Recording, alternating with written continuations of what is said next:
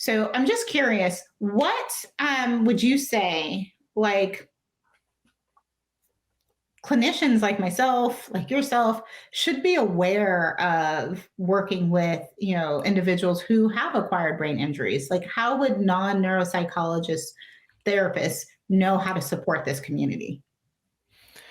That's a great question. Yeah, it's a great question. So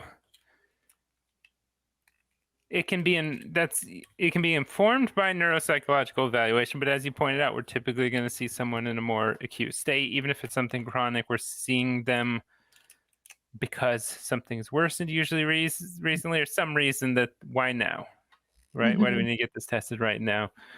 But then you're right. After an evaluation, maybe a neuropsychologist will follow with someone and do some serial assessments, but they're not typically going to be the ones doing hands-on care, at least in their typical neuropsych role as an Mhm. assessor for the most part. There are neuropsychologists involved in rehabilitation in some places, but that's not the norm. Right. Normally, that's going to be them checking in every couple years or something like that. And then a speech therapist in North Carolina, I think most states speech, but sometimes occupational therapy Right. will be the one doing hands-on cognitive rehabilitation.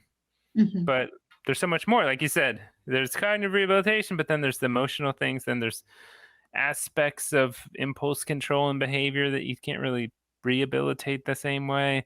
That it comes down to non-neuropsychologists. It comes down Right. to social workers and counselors and psychotherapists and everything, right? Um,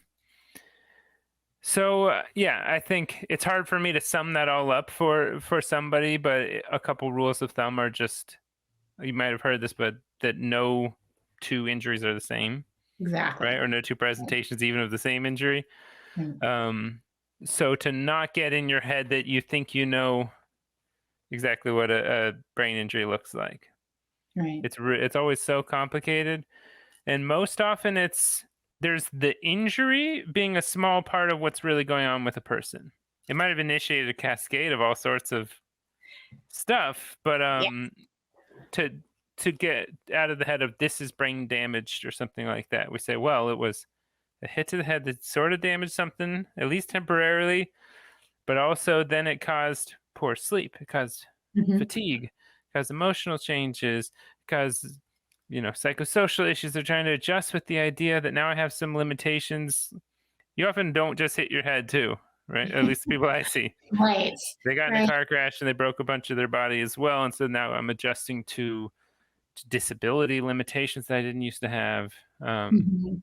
Pain, side effects of pain pills, sleep, side effects of sleep pills.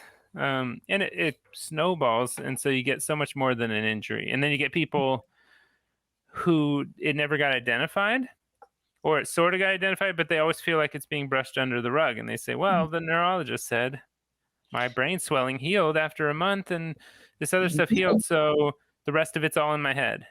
And it's not, of course, but trying to Yes. explain this complicated thing to say, yes, that your brain injury started it. And even after the swelling, it started this big problem, right? The tornado went through town and the tornado's gone, but there's still damage. There's still rickety structures and all sorts of issues left behind. Fires are still burning and whatnot.